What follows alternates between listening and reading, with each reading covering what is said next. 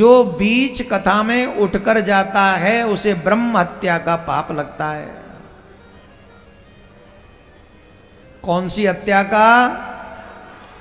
अब बताओ, चाय पीना जरूरी है कि पूरी कथा सुनना जरूरी है?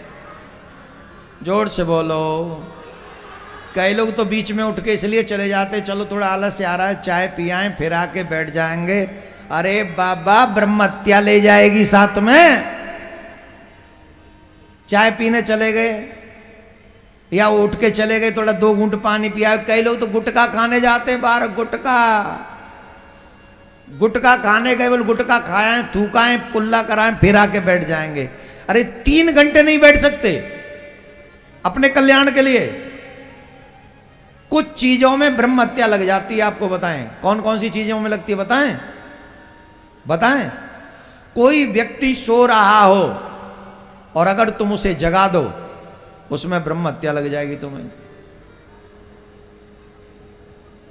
कथा में से बीच में से उठ गए तो ब्रह्म हत्या लग जाएगी तुम्हें। और 2-3 काम है जो मैं बता नहीं रहा हूं, नहीं तो तुम समझोगे ये तो कॉमन ही बात है। फिर अब आप कह रहे हो सो रहे हो तो भी नहीं उठाना चाहिए? बोले नहीं उठाना चाहिए। क्यों नहीं उठाना चाहिए?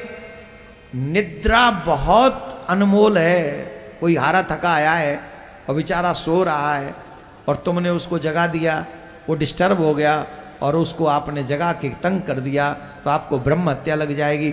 और कुछ लोगों को जगा भी देना चाहिए। किन लोगों को जगा देना चाहिए? कैसे लोगों को जगा देना चाहिए? बेटे को जगा देना चाहिए, बच्चों को जगा देना चाहिए जो स्कूल जाने वाले हैं, उनको जगाओगे तो कोई ब्रह्म हत्या नहीं लगेगी। आज कई बच्चे तो ये सोच रहे हो हमको जगाना नहीं कल, नहीं तो तुम्हें ब्रह्म हत्या लग जाएगी। है ऐसा नहीं। सोए हुए बच्चे को स्कूल जाने के लिए जगाओगे तो कोई ब्रह्म हत्या नहीं लगेगी। गुरुजी चेले को जगा दें ज्ञान प्राप्त कराने के लिए तो ब्रह्म हत्या नहीं लगेगी। किसी चौकीदार को आप जगा दें तो ब्रह्म हत्या नहीं लगेगी, क्योंकि उसका कार्य नष्ट हो जाएगा अगर वो नहीं सो गया तो। उसे जगा दोगे तो।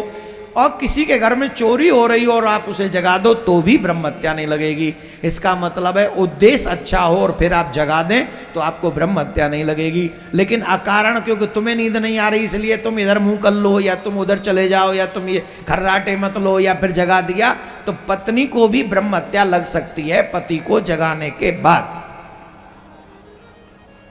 या पति को भी ब्रह्म हत्या लग सकती है पत्नी को देवी जी अब खर्राटे ले रही हैं, अब क्या कह सकते नहीं कि तुम्हारे खर्राटे बहुत तेज आ रहे हैं, तो कहते हैं जरा खिसक जाइए।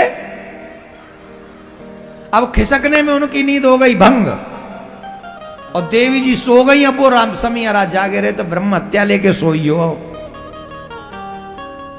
जो सो गया हो और कोई कारण ना हो ऐसे लोगों को जगाना नहीं चाहिए। ये विशेष बात बताई गई शास्त्रों में और इन बातों को नोट कर लेना चाहिए।